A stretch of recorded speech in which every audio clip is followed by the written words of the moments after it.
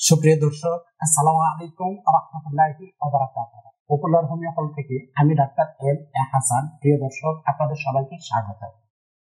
আজকে আমরা একটি গুরুত্বপূর্ণ রোগ সম্পর্কে আলোচনা করব, তবে এটি অ্যাডাল্টদের ক্ষেত্রে নয়।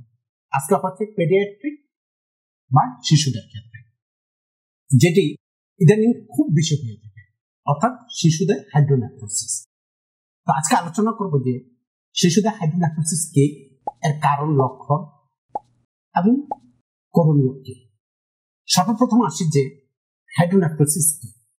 হাইড্রোনেফ্রোসিস হলো কারো একটি অথবা কারো দুইটি কিডনি ফুলে যাওয়া। এটি তখন ঘটে যখন কিডনি থেকে প্রস্রাব বা পানি বের হতে পারে না, এবং ফলস্বরূপ কিডনিতে প্রস্রাব বা পানি জমা থাকে, ডিপোজিট থাকে। আমি প্রস্রাব শব্দটা এই জন্য উল্লেখ করছি যে আমরা যখন পানি পান করি তখন এটি সরাসরি স্টমাকে যায়, অর্থাৎ খাদ্যথলিতে চলে যায়। কিন্তু এর পরের পর্যায়ে যে কার্যক্রমগুলো আছে, যে কিডনি যখন আমাদের সমস্ত শরীরের পদার্থগুলো রিফাইন করে সাকার পরে, তখন আর পানি থাকে না, তখন এটি প্রস্রাবে রূপান্তরিত হয়ে যায়। এই জন্য প্রস্রাব শব্দটা উল্লেখ করলাম, কিন্তু পানি বললে আমরা সহজে বুঝি। তো কিডনি থেকে যখন এই পানি বের হওয়ার ক্ষেত্রে যে টিউবগুলো বাধা সৃষ্টির কারণে এই অবস্থা হতে পারে, এবং জন্মের সময় উপস্থিত একটি পার্থক্য অথবা আঘাতের কারণে এটি হতে পারে, যা প্রস্রাব সম্পূর্ণভাবে সুন্দরভাবে বের হতে বাধা হতে পারে। এটা হচ্ছে হাইড্রোনেফ্রোসিস। এখন আসি যে হাইড্রোনেফ্রোসিস কি কারণে হয়। হাইড্রোনেফ্রোসিস হওয়ার পিছনে অনেকগুলো কারণ আছে। তার মধ্যে উল্লেখযোগ্য কারণ হচ্ছে যে আপনার যদি প্রস্রাবের ব্যাগ আসে, আপনি যদি ইচ্ছাকৃতভাবে যদি প্রস্রাব না করেন, দীর্ঘ সময় যদি আটকে রাখেন, তাহলে হাইড্রোনেফ্রোসিস বা ইউরিতে প্রস্রাব বা পানি জমতে পারে। এছাড়া যদি মূত্রনালীতে কোনো ধরনের বাধা থাকে, সে কারণে হতে পারে। কিডনিতে যদি পাথর হয়, তার কারণে হতে পারে। এছাড়া জন্মগত যদি কোনো ত্রুটি বা অস্বাভাবিকতা থাকে, সে কারণে হতে পারে।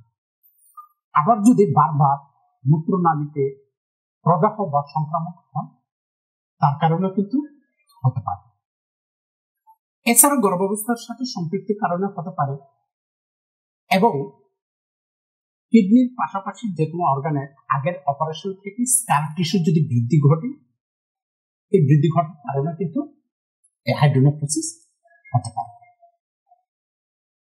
হাইড্রোনেফ্রোসিস ছোটদের হতে পারে, বড়দের হতে পারে, মাঝ বয়স হতে পারে, এমনকি মায়ের গর্ভাবস্থা থাকার সময় হাইড্রোনেফ্রোসিস হতে পারে।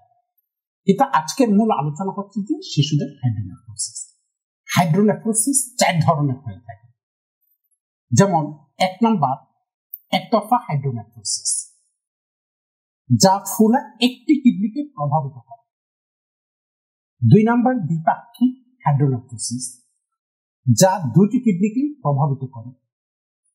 3 নাম্বার প্রসব পূর্ব হাইড্রোনেফ্রোসিস, যা নিয়মিত আল্ট্রাসাউন্ড পরীক্ষার মাধ্যমে জন্মের আগেই এই হাইড্রোনেফ্রোসিস রোগটি শনাক্ত করা হয়। আর 4 নাম্বার হচ্ছে যে প্রসবোত্তর হাইড্রোনেফ্রোসিস, যা জন্মের আগেই সম্পূর্ণ লক্ষণ অথবা পরীক্ষার মাধ্যমে এই রোগটি নির্ণয় করা হয়ে থাকে। এই হচ্ছে 4 ধরনের হাইড্রোনেফ্রোসিস। এখন আসি যে যদি হাইড্রোনেফ্রোসিস হয়, সেক্ষেত্রে কি ধরনের লক্ষণ প্রকাশ পেতে পারে। যেমন 1 নম্বর লক্ষণ হচ্ছে যে আক্রান্ত পাশে, যদি বাম পাশে, বাম কিডনিতে হাইড্রোনেফ্রোসিস হয়, তাহলে বাম পাশে, আর যদি ডান কিডনিতে হাইড্রোনেফ্রোসিস হয়, তাহলে ডান পাশে, এবং কোমরে, পিঠে হঠাৎ বা তীব্র ব্যথা হতে পারে, বমি বমি ভাব বা বমি হবে,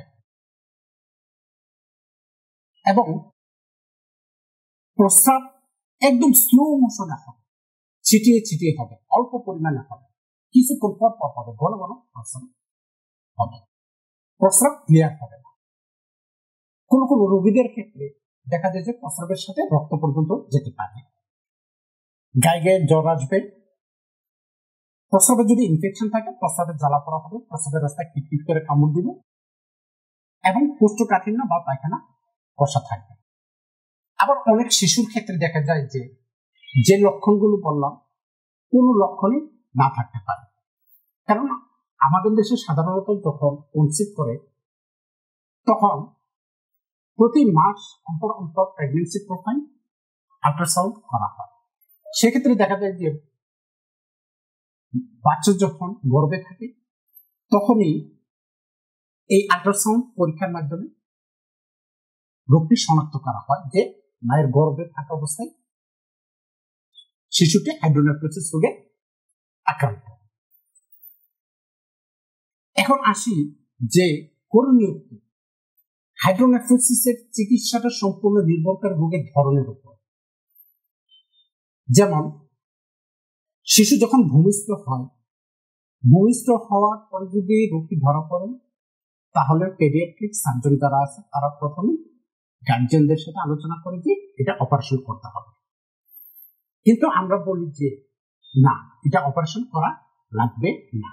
কেননা আজকে যে শিশুটি জন্মগ্রহণ করছে তার জন্য হোমিওপ্যাথি ওষুধটাই সবচেয়ে বেস্ট এবং নিরাপদ, এবং আজকে থেকে আপনি ওষুধ খাওয়াতে পারবেন, কোন সাইড এফেক্ট বা পার্শ্ব প্রতিক্রিয়া দেখা দেবে না। আমি বলবো যদি কারো শিশু হাইড্রোনেফ্রোসিস রোগে আক্রান্ত হয়ে থাকে তাহলে অপারেশন করবেন না।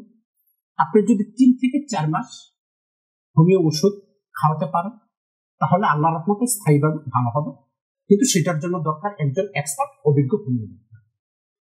তাই আমি বলবো যারা এই ধরনের রোগী আছে তারা ভালো একজন ডাক্তার দেখান, ডাক্তার রিপোর্ট দেখবে, ডায়াগনোসিস করবে, সঠিক ওষুধ নির্বাচন করে আপনার সন্তানকে যখন দিবে ওষুধ খাওয়ার পরে ইনশাআল্লাহ সম্পূর্ণভাবে নিরাময় হবে, ভালো হবে। আজ এই পর্যন্ত। আল্লাহ হাফেজ।